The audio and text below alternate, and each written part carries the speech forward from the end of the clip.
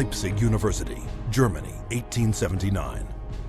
Professor Wilhelm Wundt experiments on the human senses. Wundt declares man's thoughts, personality, and behavior are nothing more than chemical reactions in the brain.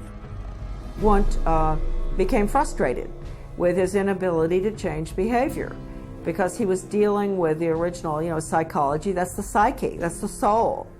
He created a new science, which was based on man being an animal without a soul, to be trained. Not to be a thinker, but to be trained. Students from around the world gathered to study Wundt's new definition of man as a soulless organism. The spirit of the age was summed up by German philosopher Friedrich Nietzsche. Gott ist tot. Gott bleibt tot. Und wir haben ihn getötet. Following Wundt's theory, a Russian, Ivan Pavlov, conducted animal experiments seeking methods to modify behavior. Pavlov studied Wilhelm Wundt in Leipzig, Germany, in the late 1800s, and he experimented with dogs with electrodes and stimulus response, denying privileges to denying rewards. And he noticed that when you brought out some food in front of animals, dogs in particular, that they would begin to salivate. So he'd ring the bell at the same time that he brought the food out, and then eventually, instead of bringing the food out, he just rang the bell, and of course the dogs got all excited. He called that a conditioned reflex. Pavlov's first human subjects were children. He punched holes in their cheeks to collect and measure their saliva. Pavlovian conditioning became one of the major foundations of a lot of behavioral science research in the 20th century. The idea that behavior could be controlled through repetitive conditioning became known as behaviorism.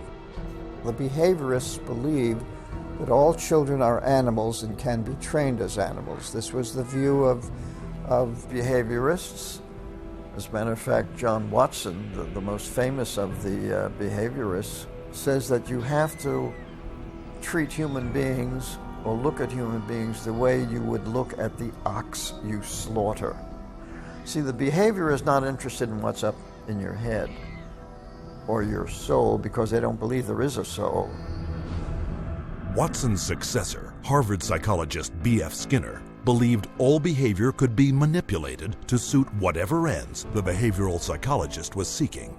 Skinner developed what's called operant conditioning, where he was able to demonstrate you can change animal behavior by certain schedules of reinforcement, by giving them rewards at certain times, and then you can teach pigeons to play ping pong, for example, and you can teach rats to run mazes, and you can teach human beings to seek certain economic or societal rewards. Skinner could actually shape new behavior patterns, and this actually was the sort of thing he quite soon became very famous for. Perhaps his most notorious experiment was the Skinner box. He was designing the Skinner box, which is something like a big playpen, but everything in it's controlled. The temperature's controlled, the light's controlled, and so on. And the idea is then you present children with certain stimuli that you want them to learn to react to. For nearly a year, Skinner isolated his daughter in a box similar to those he built for rats. The child was stimulated and had to respond in a certain way, like a chicken or a rat in a cage, because they firmly believe that children are animals. If you believe, though, that a child is a human being, you can't train him like a rat. Today, about $40 million a year in taxpayer money is paid out by the United States National Institute of Mental Health for behavioral psychology research, a total of $20 billion for all research since 1948. With these funds, psychiatrists apply the same conditioning techniques developed by Pavlov, Watson, and Skinner. Case in point, a juvenile detention center where children are hooked up to batteries delivering peak values of up to 270 volts and shocked in a procedure called aversion therapy.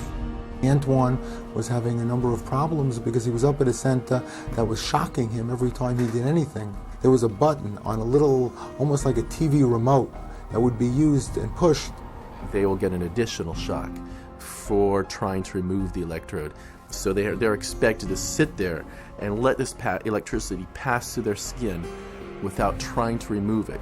If they yell in anticipation of the shock, they will shock the student an additional time for yell. The cost to send a student to Judge Rottenberg from New York is about $214,000 per student. These students are tortured. They're given this electric shock therapy for no other reason but to inflict pain.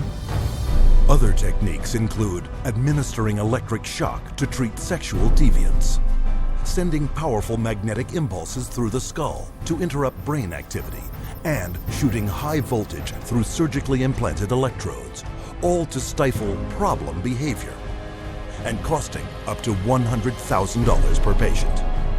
And while this science without a soul led to behavior modification techniques that continue to generate billions in research and treatment, it also laid the groundwork for another psychiatric movement that would cause the deaths of millions.